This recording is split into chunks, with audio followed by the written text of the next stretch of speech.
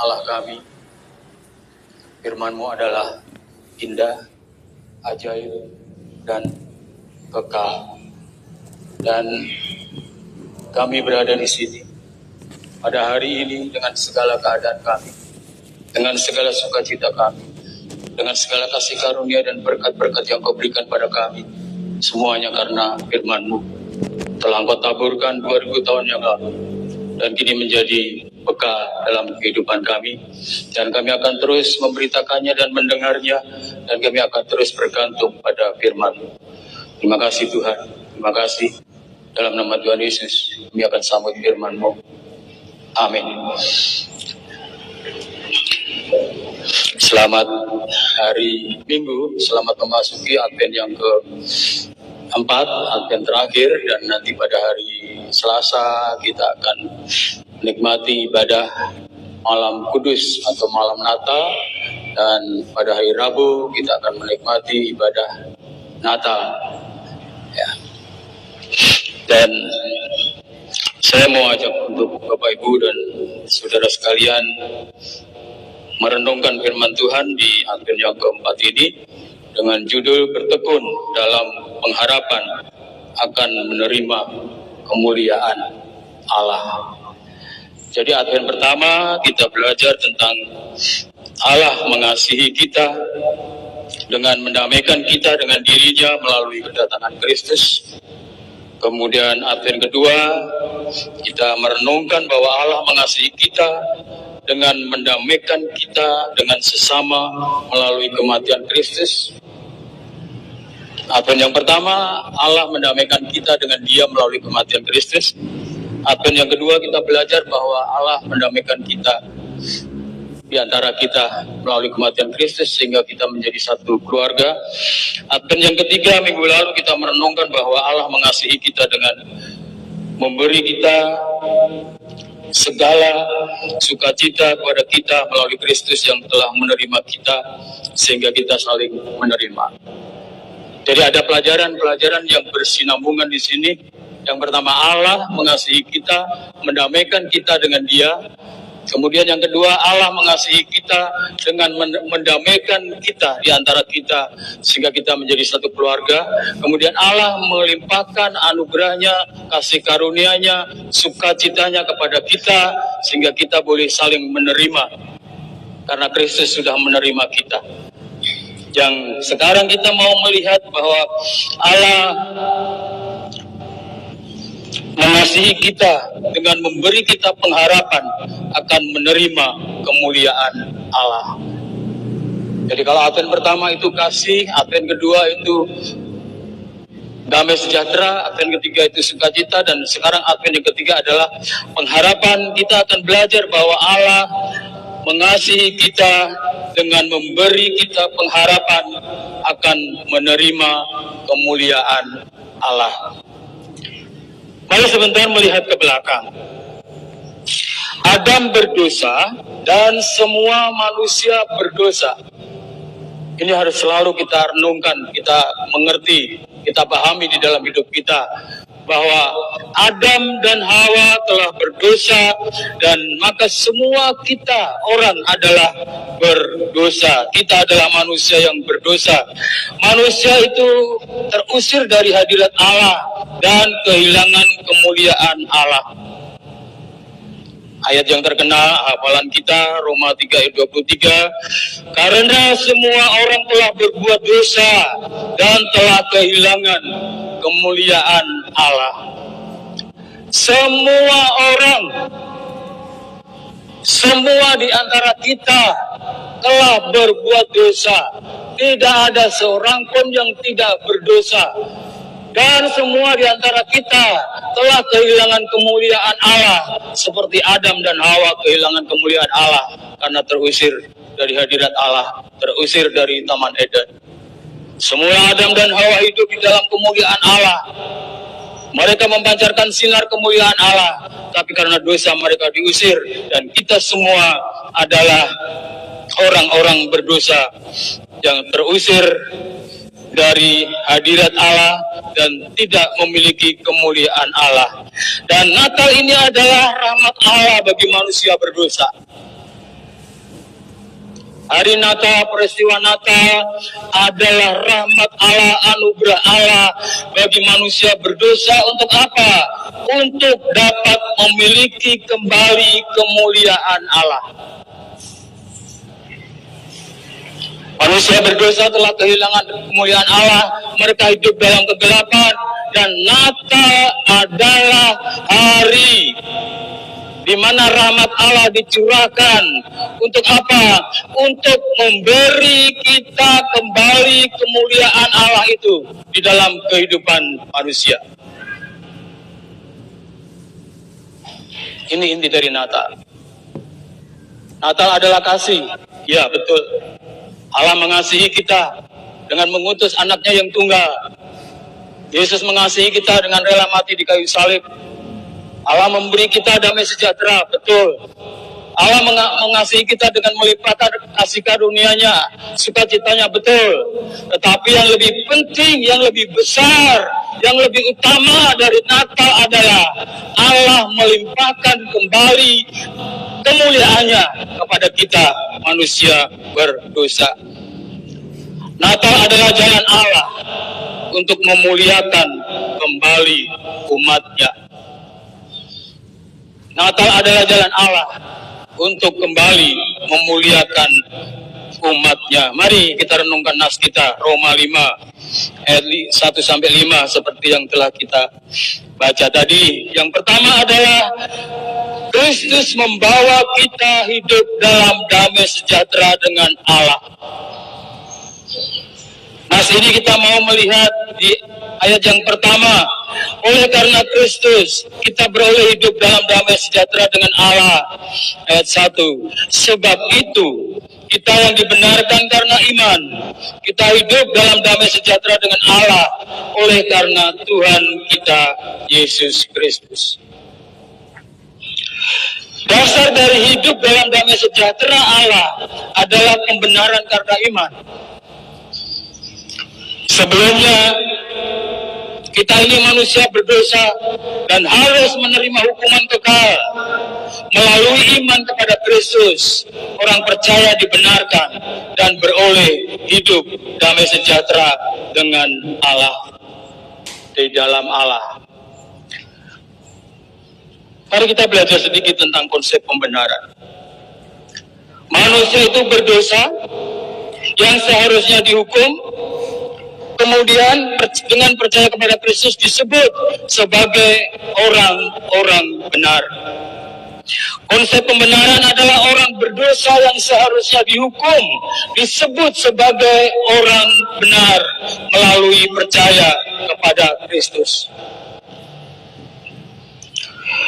Orang berdosa yang seharusnya menerima hukuman kekal malah menerima kemuliaan Allah.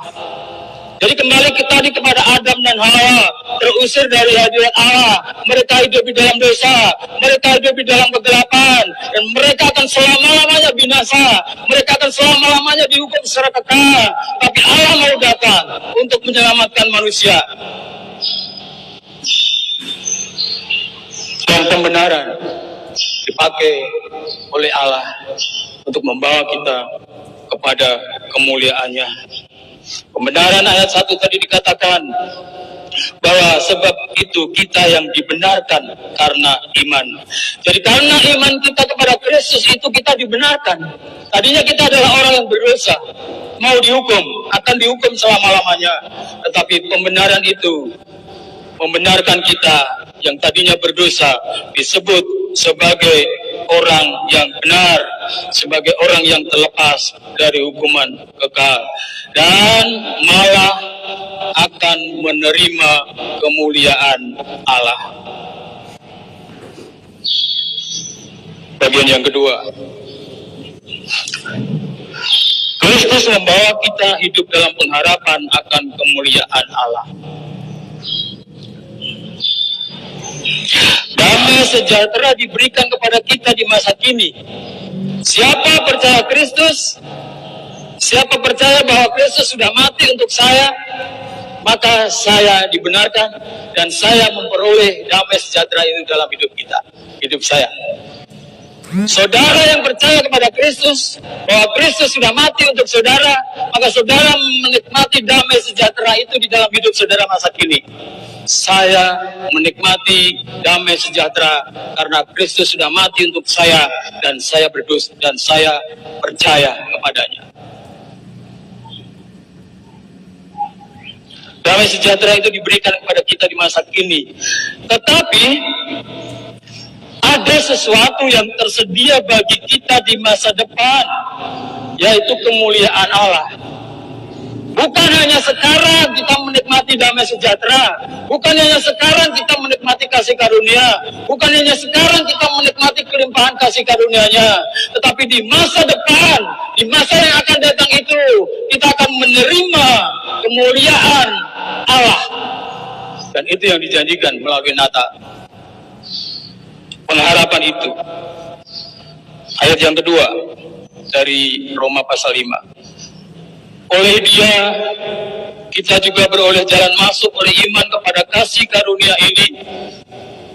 Di dalam kasih karunia ini kita berdiri dan kita bermegah dalam pengharapan akan menerima kemuliaan Allah. Di dalam kasih karunia ini kita berdiri dan kita bermegah dalam pengharapan akan menerima kemuliaan Allah. Jadi pembenaran di ayat 1 tadi, pembenaran oleh iman membawa kita masuk ke dalam kasih karunia Allah. Kita tadinya hidup di luar kasih karunia Allah, tetapi karena kita beriman kepada Kristus, kita masuk ke dalam kasih karunia Allah itu melalui pembenaran, dan sekarang kita menikmati kasih karunia itu.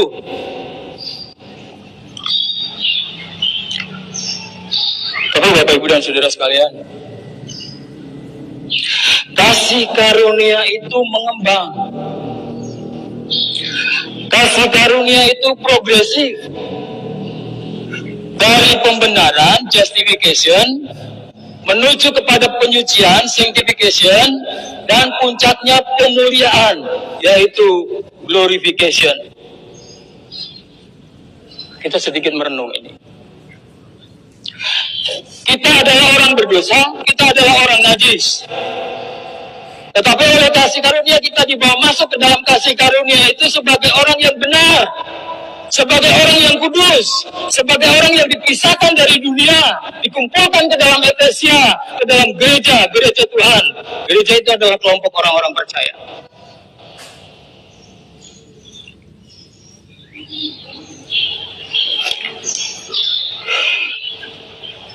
Tetapi kasih karunia itu tidak statis, tidak pasif. Ketika kita masuk ke dalam kasih karunia itu, kita tidak berdiam diri di sini. Kasih karunia itu mengembang. Akhirnya di dalam perjalanan iman kita ini disucikan, kita ini dibentuk oleh kasih karunia itu.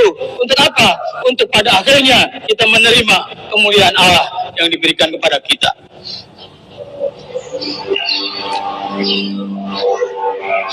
Dimulai dari pembenaran, dimulai dari justification, menuju kepada penyucian, kita diproses oleh segala sesuatu yang kita alami di dalam hidup kita, kemudian sampai puncaknya kita akan berada di dalam kemuliaan Allah yang diberikan kepada kita. Pemuliaan itu masih terjadi sekarang, masih menjadi janji. Pemuliaan terjadi di masa depan sebagai pengharapan, dan tetapi pengharapan ini adalah pasti, namun unsur waktunya memang belum diketahui. Kita belum tahu kapan kemuliaan Allah itu diberikan kepada kita, tetapi sesuatu hal pasti, yaitu bahwa kemuliaan itu pasti akan diberikan kepada kita.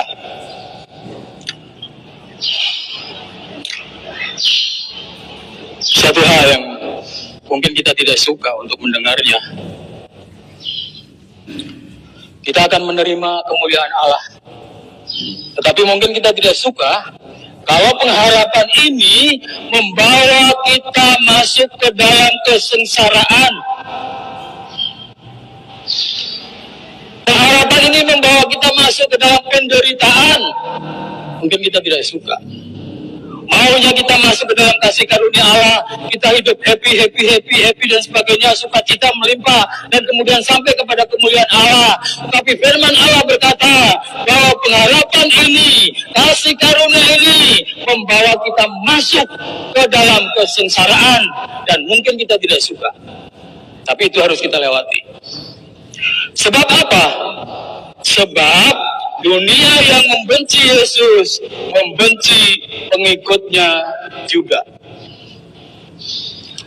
Dan Yesus berkhotbah di bukit, berbahagialah kamu kalau kamu menderita karena aku.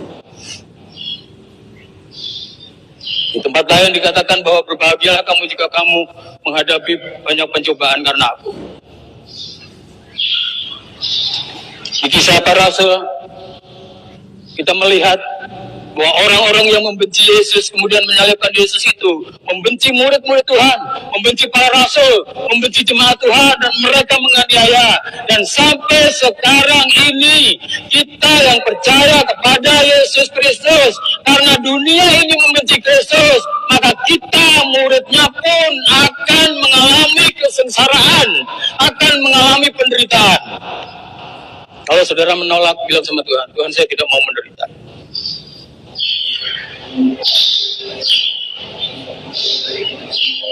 Saya membaca banyak buku, membaca juga tentang martir, tentang orang-orang yang mendevosikan hidupnya secara total.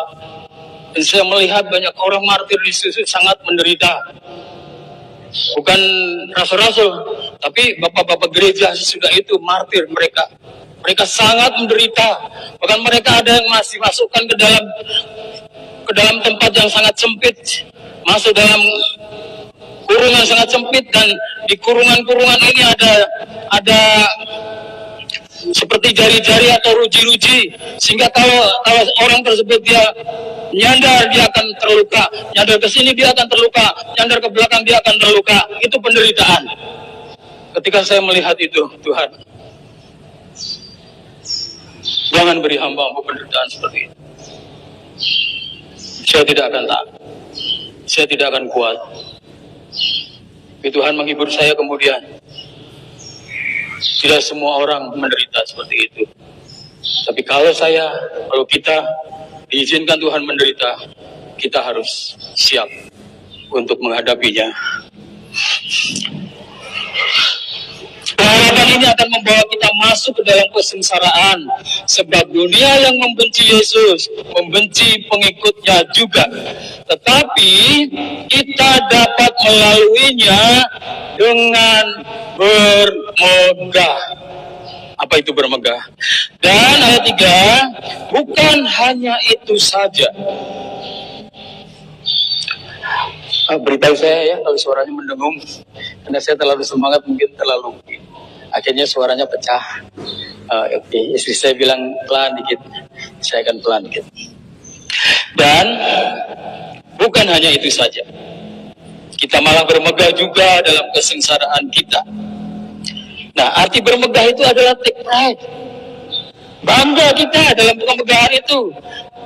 Kita malah bermegah itu artinya take pride, rejoice, ya, glory, bersukacita dalam kesengsaraan kita. Ketika kita menderita oleh Kristus itu kita bermegah, bangga, kita bersukacita, kita memuliakan Allah dalam kesengsaraan kita itu. Aneh ya, orang Kristen itu aneh, sengsara kok bahagia. Kalau saudara membaca Alkitab dan Petrus dan sebagainya, bahkan Paulus, penderitaan itu membuat dia berbahagia. Aneh. Jadi kita mau menjadi orang Kristen yang berbahagia di dalam penderitaan kita. Apa sebabnya kita berbahagia? Ayat 3c. Karena kita tahu bahwa kesengsaraan itu menimbulkan ketekunan. Kesengsaraan itu menimbulkan ketekunan. Ini yang menarik. Dalam bahasa Inggrisnya American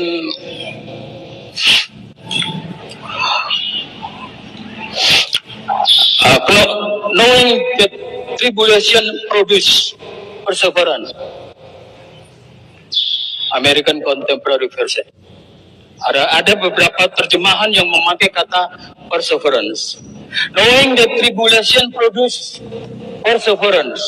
Ketekunan di sini berarti sukarela, aktif, setia, daya tahan.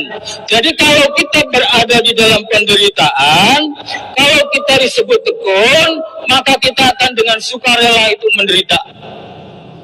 Kita akan tetap aktif di dalam segala sesuatu yang kita lakukan, pelayanan kita dan sebagainya. Kita akan tetap setia beribadah meskipun kita dalam kondisi yang tidak baik. Kita akan berdaya tahan yang penuh, endurance bahasa Inggrisnya. Kita memiliki daya tahan yang hebat karena apa? Karena iman kita kepada Kristus. Di sini ketekunan atau perseverance itu adalah bukti kita beriman kepada Kristus. Jadi kalau saudara ditanya apa buktinya bahwa kamu beriman kepada Kristus, atau saudara melihat seseorang itu benar-benar beriman kepada Kristus, apa buktinya? Kalau mereka bertekun, kalau mereka perseverance. Orang baptis itu memiliki keyakinan ini yang disebut perseverance of the saint. Ketekunan orang-orang kudus, artinya setiap orang yang sungguh-sungguh percaya kepada Kristus, dia akan diselamatkan, dan di dalam perjalanannya menuju keselamatan yang akan diperolehnya itu, dia bertekun di dalam penderitaan. Jadi kalau saudara bisa koreksi sendiri, timbang sendiri, saudara perseverance apa enggak? Saudara bertekun apa enggak dalam saudara mengikuti Yesus? Kalau saudara sungguh-sungguh beriman kepada Kristus, maka mau atau tidak mau, yang terlihat di antara kita, yang terlihat oleh saudara-saudaranya adalah kesetiaan. Yang terlihat dari saudara-saudaranya adalah ketekunan, daya tahan, kesetiaan, dan sebagainya. Jadi di sini iman menghasilkan ketekunan, dan ketekunan menghasilkan tahan uji, dan tahan uji menghasilkan pengharapan. Ini menarik. Kita masuk diberi pengharapan, tetapi pengharapan itu membawa kita kepada kepada kesengsaraan. Kesengsaraan itu membuat kita tekun, ketekunan kita itu membuat kita tahan uji membuat kita melihat ke depan, bahwa pengharapan kita akan kemuliaan yang diberikan kepada kita itu kokoh, kuat. Jadi kalau saudara lembek-lembek, pengharapan saudara perlu dipompa dengan firman Tuhan. Ayat 4, dan ketekunan menimbulkan tahan uji, dan tahan uji menimbulkan pengharapan. Artinya, melalui penderitaan yang kita alami, pengharapan kita makin kuat, dan makin teguh. Melalui kesengsaraan kita, dan kita menghadapinya dengan tekun, maka iman kita terhadap pengharapan yang akan kita peroleh itu makin teguh. Pengharapan kita makin kuat dan makin teguh. Dan kita mesti tahu di sini bahwa pengharapan ini dijamin oleh Roh Kudus. Bukan kita sendiri yang pegang, saya mau tekun dalam pengharapan, bukan begitu. Tapi kita memahami, mengerti bahwa pengharapan kita itu yang menjaminnya adalah Roh Kudus.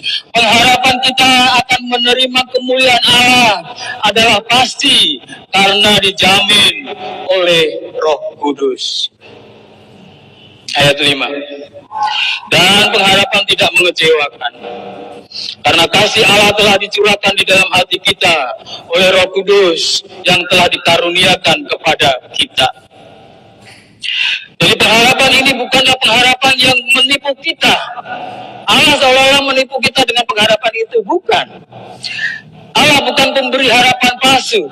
Ya, ada di sini yang sering di PHP, sama cowoknya, ada sama ceweknya, ada sama pacarnya.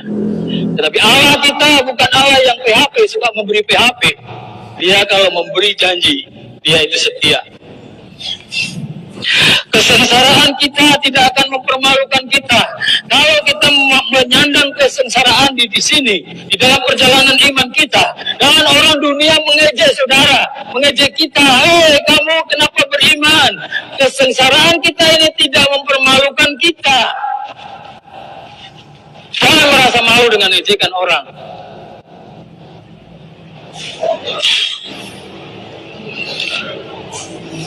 Penderitaan tidak akan menghilangkan pengharapan kita karena dimeteraikan oleh Roh Kudus sebagai curahan kasih Allah.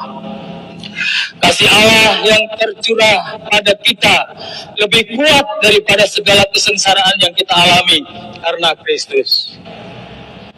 Jadi kita beroleh kasih karunia, kita beroleh keselamatan, kita beroleh kasih dari Tuhan, kita dibawa masuk ke dalam kesengsaraan, tetapi kasih yang kita terima dari Tuhan itu lebih tinggi, lebih besar, lebih kuat, lebih hebat dari kesengsaraan yang kita alami.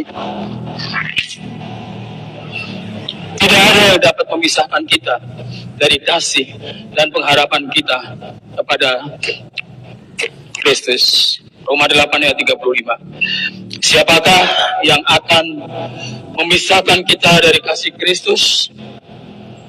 Penindasan atau kesesatan, atau penganiayaan, atau kelaparan, atau ketelanjangan, atau bahaya, atau pedang?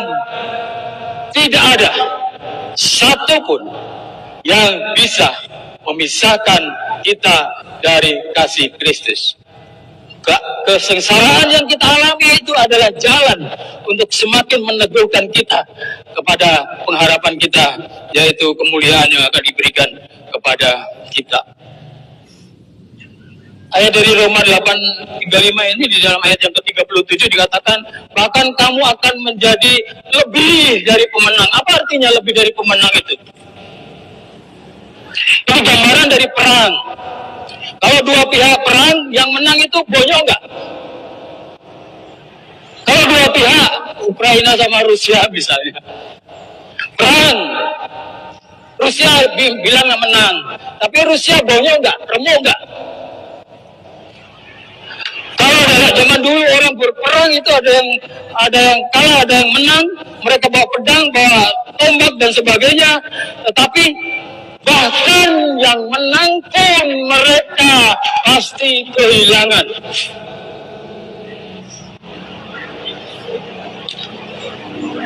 Tapi apa artinya nas ini? Bahwa kita akan menjadi pemenang, bahkan lebih dari pemenang. Artinya bukan kita yang berperang dalam kesengsaraan itu, tapi Allah yang berperang, Allah yang mengalahkan iblis itu. Jadi kita tetap berjalan, tetap beriman, dan kita menang, bahkan lebih daripada pemenang, karena tidak ada luka. Kesengsaraan itu tidak melukai kita, tapi kesengsaraan itu membangun kita, menyehatkan kita, dan menjadikan kita makin teguh di dalam melihat memandang ke depan kemuliaan yang akan diberikan Allah kepada kita. Dalam kesengsaraan saudara, jangan dibilang saudara hancur lebur. Kalau saudara mengalami kesengsaraan di dalam Kristus, saudara justru dibangun. Iman saudara semakin sehat, dan saudara akan semakin kuat di dalam memandang kepada janji Allah ke depan, bahwa kemuliaan itu akan diberikan kepada saudara. Roh Kudus itu seperti tali-tali kasih Allah yang menarik kita untuk mengasihi Dia dengan tekun menanggung kesengsaraan karena Kristus. Jadi Roh Kudus itu dilimpahkan kepada kita, kasih Allah dilimpahkan kepada kita, seperti ada benang-benangnya, seperti ada tali-tali yang memegang kita, yang menguasai kita, yang membuat kita apa? Yang membuat kita ini tekun menanggung. Jadi ketika kita berjalan dalam keadaan loyo, keadaan lesu, keadaan kita semakin bongkok, semakin kita lesu, Tuhan saya lesu. Roh Kudus itu, kasih itu akan membuat kita bangun lagi, karena kasihnya itu seperti tali yang membuat kita bangun, yang membuat kita bangkit, yang membuat kita tetap berjalan di dalam iman kita.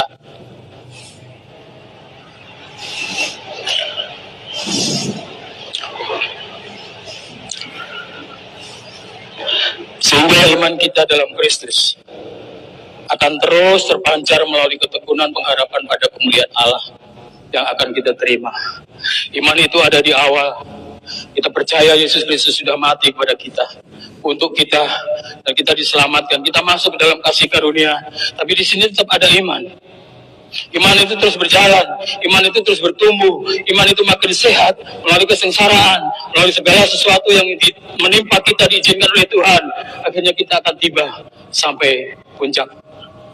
Kita tiba pada puncak dari kasih Allah itu, yaitu kemuliaan yang diberikan kepada kita.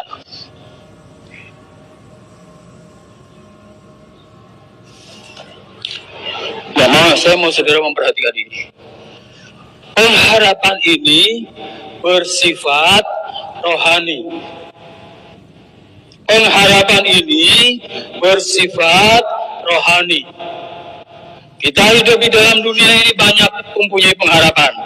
Meskipun kita memiliki banyak pengharapan dalam hidup ini kepada Kristus, apa saja pengharapan itu? Hidup kita, anak-anak kita, jabatan kita, profesi kita, karir kita, dan sebagainya, nama baik kita, dan sebagainya. Semua kita boleh berharap pada Tuhan. Tetapi Allah memberikan pengharapan yang lebih utama, yaitu menerima kemuliaan Allah. Artinya hidup kekal bersama Kristus dalam kemuliaannya.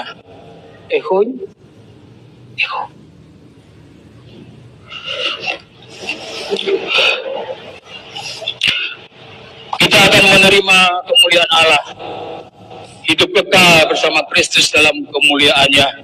1 Korintus 15:19. Jikalau kita hanya dalam hidup ini saja menaruh pengharapan pada Kristus, maka kita adalah orang-orang yang paling malang dari segala manusia. Ini Paulus yang berkata, ya. Firman Tuhan yang berkata. Sekali lagi kita boleh mempunyai pengharapan di dalam hidup kita ini. Ya, sejak kecil kita berharap menjadi besar. Tamat SD, tamat SMP, tamat SMA, kuliah dan sebagainya, bekerja dan menikah dan sebagainya, punya anak dan sebagainya. Kita terlalu banyak mempunyai pengharapan kepada Tuhan di dalam dunia ini. Tapi sekali lagi, jikalau kita hanya dalam hidup ini saja menaruh pengharapan pada Kristus, maka kita adalah orang-orang yang paling malang dari manusia. Artinya apa? Sekali lagi, pengharapan kita duniawi mesti kita arahkan kepada pengharapan surgawi. Saya mau pengharapan surgawi itu Tuhan. Beri saya mengerti, beri saya mensinkronkan apa yang saya alami di dalam kehidupan saya ini. Beri saya setting hidup saya untuk saya melihat ke depan, dan hidup saya di dalam perjalanan hidup saya ini akan bersandar, bergantung kepada visi Allah, visi akhir, bahwa Allah akan memberi kami kemuliaan di surga bersama dengan Kristus. Hidup di dalam Kristus adalah hidup di masa depan, di masa kekekalan, bukan hidup hari ini saja. Bapak, Ibu, dan saudara sekalian, saya memberi ilustrasi, mudah-mudahan tidak terlalu panjang, dari 2 Samuel 9 ayat 1 sampai 11, 13, dan 19 ayat 28 sampai 30. Ilustrasi ini tentang Mephiboset, menjadi ilustrasi tentang kasih Allah yang dianugerahkan kepada manusia yang tak layak menerimanya. Dari nas itu kita tahu Saul, raja Israel pertama, mati dalam peperangan. Saul membenci Daud. Saudara membaca nas ini, ayat-ayat ini. Saul membenci Daud dan beberapa kali berusaha membunuhnya. Setelah menjadi raja Israel, Daud hendak memenuhi janjinya kepada Yonatan, anak Saul, untuk memelihara keluarganya. Lalu Daud mau menunjukkan kasihnya, atau kasih yang telah diterimanya dari Allah kepada keluarga Saul. Adalah Mephiboset, seorang anak Yonatan. Mephiboset tidak memenuhi syarat untuk memperoleh kasih dari Daud. Sekali lagi, Mephiboset tidak memenuhi syarat untuk memperoleh kasih dari Daud. Mengapa tidak memenuhi syarat? Karena satu, ia cacat atau timpang kakinya. Dan Daud benci orang timpang.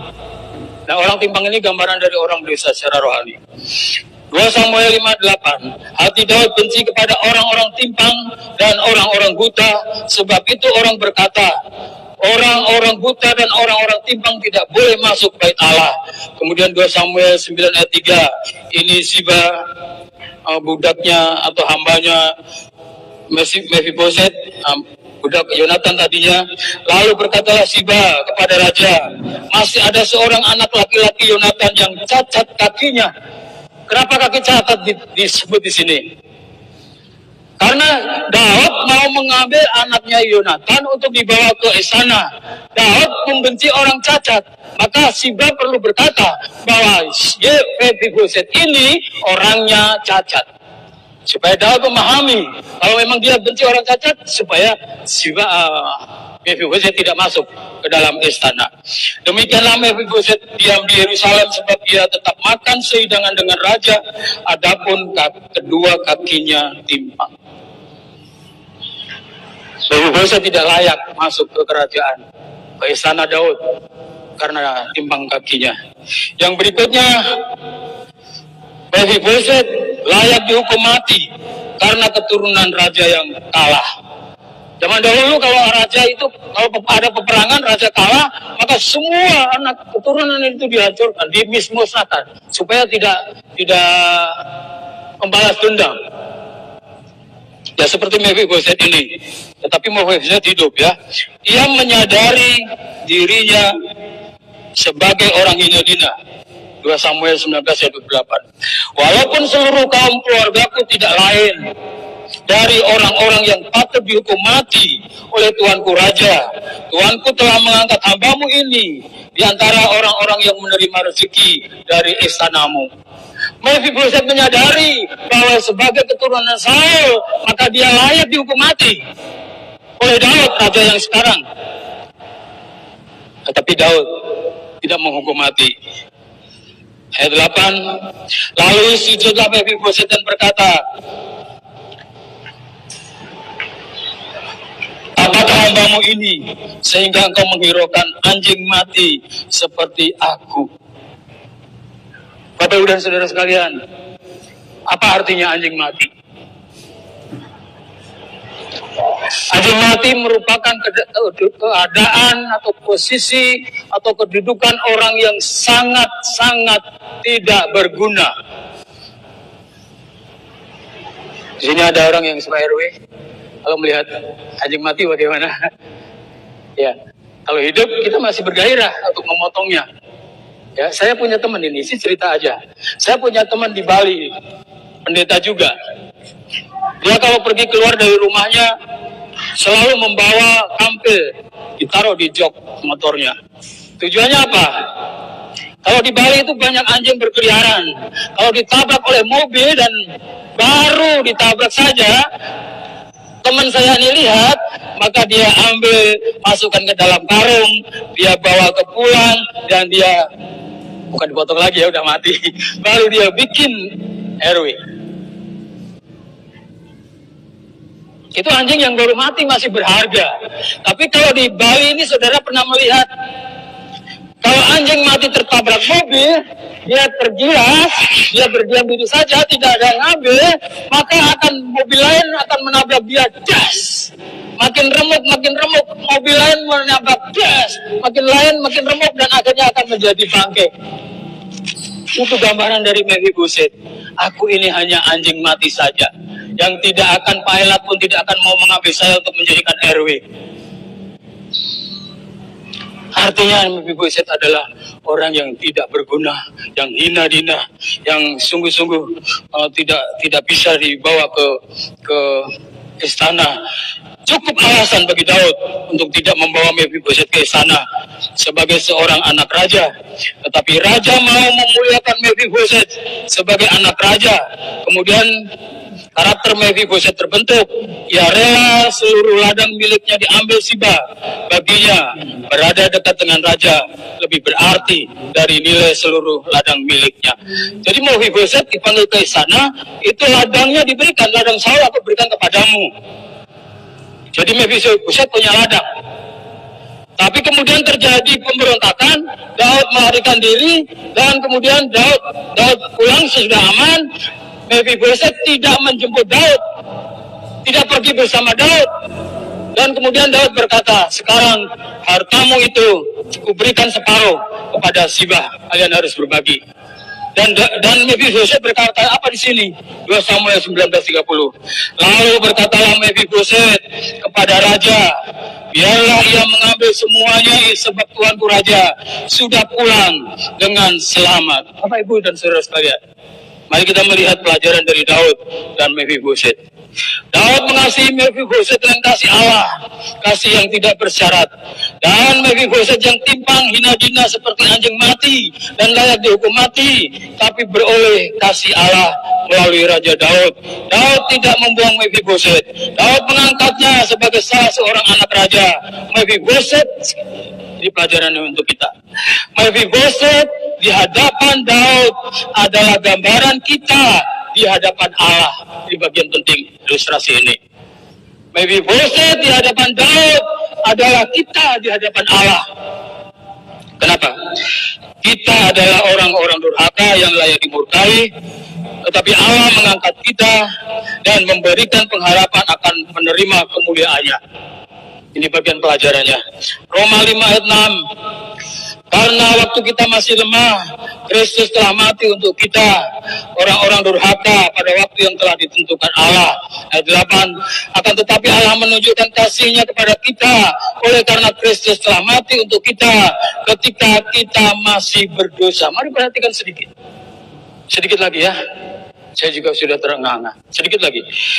Waktu kita masih lemah, ketika kita masih berdosa, menunjukkan keadaan kita yang sangat hina, nista, tak berdaya, tak dapat menolong atau menyelamatkan diri sendiri, dan tidak layak menerima kasih Allah. Seperti Mephiboset. Seperti Mephiboset yang tak berpengharapan karena kasih Daud dimuliakan dan tinggal di sana. Kita yang tak berpengharapan oleh kasih Allah dibawa kepada hidup yang penuh pengharapan. Mephiboset yang terbuang dibawa masuk ke istana. Kita yang terbuang durhaka dibawa masuk ke kerajaan Allah. Ya. Yang pengharapan akan kemuliaan Allah. Bagi Mephiboset, nilai hidupnya tinggal bersama raja lebih mulia dibanding semua ladang yang dimilikinya. Ini bagian penting. Mephiboset sudah berlama bersama raja. Dia lebih penting hidup bersama raja dari semua harta yang dia bisa miliki. Maka dia rela, sudah biarkan Siba hambaku yang ambil. Aku lebih senang, aku lebih bahagia, aku lebih damai sejahtera, aku lebih sukacita kalau aku bersama-sama hidup dengan raja di sana. Ini pelajaran yang penting ini. Mestinya bagi kita hidup dalam kasih Allah dan memiliki pengharapan akan menerima kemuliaannya lebih bernilai dari segala sesuatu yang dapat kita miliki di dunia ini. Segala sesuatu yang dapat kita miliki di dunia ini, segala sesuatu yang bisa kita harapkan di dunia ini, nilainya sangat rendah dibanding kemuliaan Allah yang menjadi pengharapan kita, yang akan diberikan kepada kita pada saatnya Kristus datang yang kedua kali.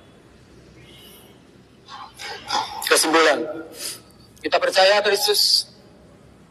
Ketika percaya Kristus, kita mulai hidup baru dalam damai sejahtera dengan Allah. Kita juga beroleh pengharapan akan menerima kemuliaan Allah yang nilainya lebih dari segala sesuatu yang dapat kita miliki di dunia ini. Penerapan. Mari bertekun dalam menantikan pengharapan kita akan menerima kemuliaan Allah. Penerapan, mari bertekun dalam menantikan pengharapan kita akan menerima kemuliaan Allah. Mari bersukacita, mari bermegah dalam kesengsaraan yang kita hadapi selama menantikan pengharapan kita itu.